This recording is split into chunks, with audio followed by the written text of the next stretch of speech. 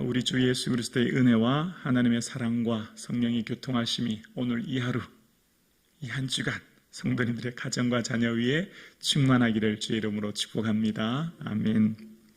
하나님께서 세우신 교회 공동체의 성도들과의 관계, 또 그 교회 공동체를 어떻게 섬겨야 되는지에 대한 내용이 오늘 본문에 나와 있는데요.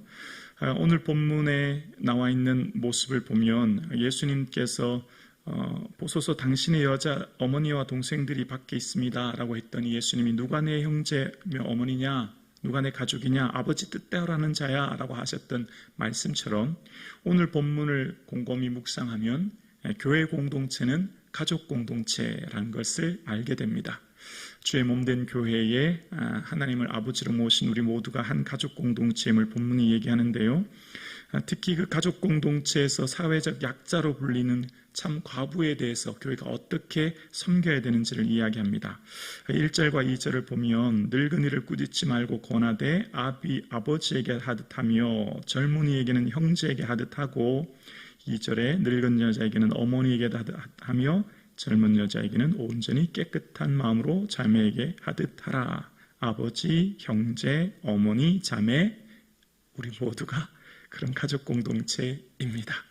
여기 계신 장로님은 우리의 아버지이시고 여기 계신 우리 권사님은 우리 어머니 되시는 가족 공동체를 말하고 있지요. 자, 그러면서 그 성경을 보면 늘 하나님이 누구에게 관심이 있고 또 어떤 사람을 이렇게 눈여겨보시는지를 알게 되는데요. 하나님은 마음이 아프고 외롭고 힘든 사람을 굉장히 눈여겨보십니다. 하나님은 그들을 잘 보호하고 그들이 평안한 삶을 살기를 주님은 원하세요. 여러분, 이 세상을 사는데 가장 힘든 거 두 가지가 있다면 저는 개인적으로 질병의 문제와 경제적인 문제라고 생각합니다. 질병은 어떤 개인적인 육체 고통은 정말 어떤 누구도 대신하지 못하는 끔찍한 고통 아닙니까? 그리고 또 하나가 있다면 바로 이 돈의 문제. 이 경제적인 문제는 개인이 어떻게 해결을 하고자 해서도 무척 어려운 것이 이 개인의 경제적인 문제이거든요. 이것을 개인의 단순한 어떤 노력의 문제로 보는 것이 아니라 이게 사회 구조적인 문제로 늘 보아야 하고, 주님은 언제나 이 주님의 다스리는 공동체 안에 그 가난한 자에 대한, 특히 그 사회적 약자에 대한 마음이 굉장히 컸다는 걸 알게 돼요. 그래서 오늘 본문에도 이제 과부에 대한 내용이 나오는데, 유대인들의 사회의 특징은 현재 내가 의지하는 사람은 남편입니다. 현재 내 소망은 남편에게 있어요. 그런데 미래의 내 소망은 자녀에게 있습니다. 그래서 자녀를 미래는 의지하고 살게 되죠. 근데 지금 당장 현재 내 경제적인 도움과 의지할 남편이 없는 사람이 이제 과부로서 오늘 본문에 나오지 않습니까? 그 사회적 약자라고 할 수 있는 경제적으로 매우 열악한 어려운 사람들을 어떻게 교회가 돕고 섬겨야 하는지에 대해서 본문이 이야기합니다. 그러면서 3절에 보면 이런 표현이 나옵니다. 참 과부인 과부를 존대하라 라는 표현이 나옵니다. 여기 존대라고 하는 원어는 존경하다, 공경하다 이런 의미가 있어요. 여러분, 오늘 본문을 보면 여러분 이후에 그 17절에 보면 잘 다스리는 장로를 배란 존경하라 이런 표현과 함께 오늘 표현이 나오는데요. 잘 다스리는 장로님 공경하는 것은 이해가 됩니다. 교회를 다스리는 장로로서의 권위가 있고 그런 장로님을 잘 공경하는 것, 모든 사람들이 웬만하면 다 이해가 되고 납득이 될 것 같아요. 그런데 오늘 본문을 보면 과부를 존경해야 된다 하는 표현이 나옵니다. 무슨 황제나 사회적 권위자가 아닌 어쩌면 사회적 약자 아니겠습니까? 그러면서 어떻게 성경은 과부를 존경하라 하는가라고 하는 것을 보면서 그 과부에 대해서 오늘 본문의 내용에 얘기하기를 참 과부, 그 과부 중에 진짜 참 과부는 어떤 사람인가라고 하는 것을 얘기하면서 이런 과부를 교회에서는 존경해야 된다라고 하면서 이제 5절에 보면 참 과부는 외로운 자로 하나님께 소망을 두어 주야로 항상 간구와 기도를 하거니와 라는 표현이 나오죠. 외롭게 어렵게 살아가는 인생이지만 하나님께 소망 두고 항상 깨어 기도하는 사람, 그리고 개인의 내면적인 경건함뿐만 아니라 외부적으로 드러나는 삶의 열매가 10절에 나오는데요. 참 과부의 특징이 10절에 보면 선한 행실의 증거가 있어 혹은 자녀를 양육하며 혹은 나그네를 대접하며 혹은 성도들의 발을 씻기며 혹은 환난당한 자들을 구제하며 혹은 모든 선한 일을 행한 자라야 할 것이요 라고 하면서 그 참 과부로서의 선한 행실의 모습이 이웃 그 공동체의 선한 영향력을 드러내는 사람, 이런 사람은 교회가 존경하고 귀히 여기고 교회가 그를 섬겨야 된다라고 하는 것을 본문에서 이야기하고 있는 거죠. 그러면서 성경에 보면 여러분, 우리는 누군가를 존경한다고 하는 것 정말 어려운 것 아니겠습니까? 특별하게 특출하게 뛰어난 사람, 나와 다른 뭔가를 능력을 가지거나 남다른 삶을 살거나 우리로 말하면 무슨 위인 같은 사람을 존경이라는 표현을 쓰는데요. 성경은 존경을 내 가까운 사람에게 존경하라고 이야기합니다. 여러분 로마서 12장 10절에도 보면 존경하기를 서로 먼저 하며 라는 표현이 나와요. 함께 있는 공동체에 내 가까이 있는 사람을 존경하기를 먼저 하라는 겁니다. 여러분 얼마나 어렵고 힘든 문제이지요. 그런 남을 존경하기 위해서는 내가 낮아져야 되지 않습니까? 남을 높이는 것 아니겠습니까? 근데 성경에서 말하는 길을 우리의 공동체는 서로를 존경하는 공동체가 되어야 된다라는 거예요. 여러분 어떠세요? 옆에 있는 분 공경하고 존경하는 거 참 쉽지 않죠. 왜냐하면 그 사람과 함께 살다 보면 여러 가지 다 보이잖아요. 그런데 저는 이렇게 생각해 봅니다. 누군가에 대해서 안다고 하는 거지요.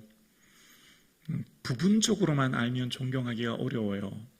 어떤 사람을 만나고 이해할 때 그 사람에 대한 부분 혹은 그 사람에 대한 일정한 삶에 대한 내용만 알면 어렵지만 그 사람의 전체 인생, 어렸을 때부터 청소년기를 지나 지금에 이르기까지 전체 인생을 알면 그 사람이 뭐가 보이냐면 아픔이 보이거든요.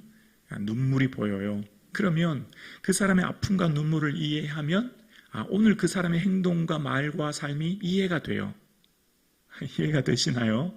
저 사람 좀 특이해. 저 사람 왜 저러지라고 하는 사람은 그 사람의 과거의 어렸을 적 삶의 배경과 여러 가지 모습이 있었고 그런 곳으로부터 이런 지금 현재의 모습을 살고 있기 때문에 어떻게 되죠? 이해가 되는 겁니다. 이해가. 이 사람에겐 이런 아픔이 있었기 때문에 예를 들면 경제적으로 그는 너무 어렵고 아버지가 부도나고 늘 경제적으로 어려웠기 때문에 부유해져도 늘 돈 때문에 어렵게 저렇게 살았구나. 예를 들면 그렇다는 거죠. 그러니까 한 사람을 이해한다고 하는 것, 그 사람의 아픔을 이해하는 것이고 그러면 지금 현재 그분의 모습이 이제 이해가 되는 겁니다. 그러면 이제 더 이상 그 사람에 대해서 손가락질할 게 없어지는 거예요. 그래서 교회 공동체는 누군가를 사랑한다고 하는 것은 그분의 아픔을 이해하는 공동체가 되어야 되는 겁니다. 과부는 얼마나 외롭고 힘들고 아프겠습니까? 그 남편 없이 가정 공동체 자녀를 양육하는 그 삶이 얼마나 힘들겠습니까? 그런 과부를 교회에서는 존경하라는 겁니다. 늘 주를 바라보며 삶의 모습을 살아가는 그 과부의 삶을 말입니다. 이런 과부를 누가 돌보아야 되냐면 4절에 나오는데요. 첫 번째 의무는 가장 가까운 가족에게 있다는 겁니다. 4절이요. 만일 어떤 과부에게 자손이나 자녀나 손자들이 있거든 그들로 먼저 자기 집에서 효를 행하여 부모에게 보답하기를 배우게 하라. 이것이 하나님 앞에서 받으실 만한 것이니라. 먼저 누가요? 자녀나 손자, 가족이 그 과부를 섬겨서 효를 행하도록 하는 것이 하나님 기뻐하는 거야 라고 하면서 8절에도 누구든지 자기 친족, 특히 자기 가족을 돌보지 않으면 믿음을 배반한 자다라고 이야기합니다. 여러분, 믿음은 반드시 우리의 가족에게서 드러나는 거예요. 믿음은 여러분의 남편에게, 여러분 아내에게, 여러분 자녀에게 여러분의 믿음이 증명됩니다. 여러분의 믿음은 반드시 먼 곳에 있지 않아요. 무슨 아프리카 선교 가고 아프리카 선교 가지 못해도 괜찮아요. 내 있는 남편, 내 있는 부모, 건강이 어려운 남편 잘 섬기는 것도 믿음인 거죠. 그러면서 가장 가까운 공동체가 도와야 된다라고 하면서 16절에도 보면 과부 친척은 자기가 도와주고 교회가 짐지지 않게 하라라고 하면서 먼저 1차적인 의무가 가족에게 있다고 하는 것을 이야기합니다. 그리고 난 뒤에 있어지는 이 이야기가 이제 교회 공동체가 그렇지 못하는 상황이 될 때 교회 공동체가 섬겨야 될 것을 이제 말하는 본문의 내용이 나옵니다. 그래서 과부는 교회에서 섬길 때 과부의 명부에서 올려서 돌봐야 될 사람들에 대한 내용이 나오는데요. 사도행전 6장에도 보면 헬라파 유대인이 자기 과부들에 대한 구제에 대한 내용이 나오지 않습니까? 그래서 이런 사회적 약자에 대해서 가족이 그리고 교회에서 돌봐야 될 것을 이야기하고 있습니다. 자, 이제 오늘 본문을 조금 더 넓은 관점과 포커스로 오늘 본문을 살펴볼게요. 하나님의 마음이 어디 있는가라고 하는 것, 그것은 바로 하나님의 마음은 사회의 약자, 어려운 이들을 대하는 향해 있고 그런 사람들을 교회가 살펴야 된다는 것을 끊임없이 이야기합니다.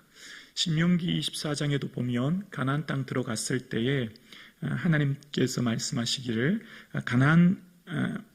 언제든지 가난한다가 그치지 아니하겠다라고 않을 것이다라고 하시면서 궁핍한 자에게 내 손을 펼치라라고 하십니다. 그러면서 말씀하시는 것이 바로 이 절기법입니다. 여러분, 절기법을 보면 항상 어떤 추수의 기쁨을 하나님께 가지고 나오잖아요. 모든 것이 하나님의 은혜예요. 이렇게 풍성한 가을 추수, 봄 추수를 하게 해주셔서 감사합니다 라고 할 때 그 추수를 이야기할 때도 77절에 대한 신명기 16장에도 보면 객과 고아와 가부와 함께 내 하나님 앞에 나오라 라고 이야기합니다. 고아와 가부 함께 그 기쁨을 함께 나누는 겁니다. 이것은 비단 이 77절뿐만 아니라 초막절도 그렇고요. 대부분의 절기는 함께 나눌 것을 이야기합니다. 그리고 안식년법도 마찬가지지요. 7째 는 가난한 자들이 먹을 수 있게 그 땅을 그냥 묵혀두라는 겁니다.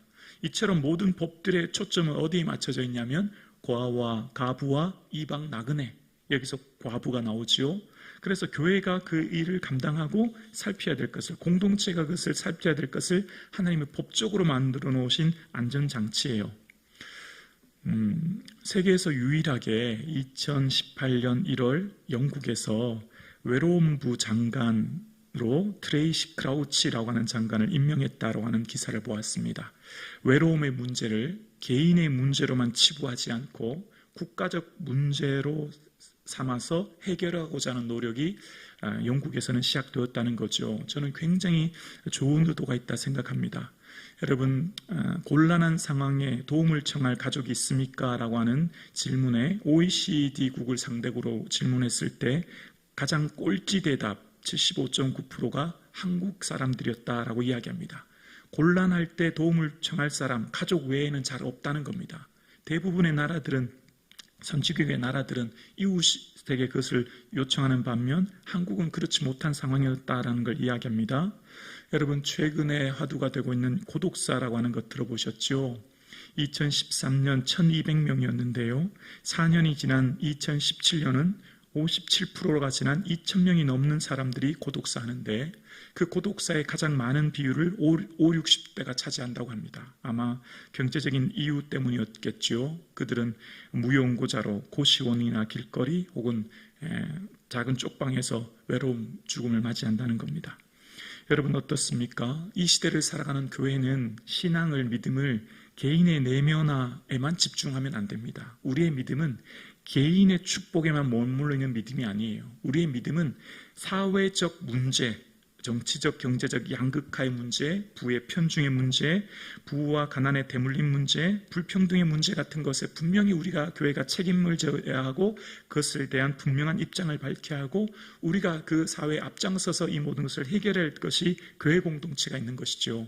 그래서 교회 공동체는 이 사회의 구조적인 문제에 소리를 내야 하고 거기에 대한 책임이 교회에 있는 겁니다. 그래서 우리의 믿음은 개인의 내면화에만 국한된 좁은 의미의 믿음이 아니라 사회에 대한, 국가에 대한 책임이 오늘 우리에게 있습니다. 그래서 우리는 그들을 향해 기도하고 그들을 향한 책임이 우리에게 있습니다. 그들을 향한 사회적 약자와 아픔을 가지고 있는 자들에게 교회가 손을 펼쳐서 그들을 품을 수 있는 그런 믿음의 교회가 바로 성북중앙 공동체 되기를 주님의 이름으로 축원합니다.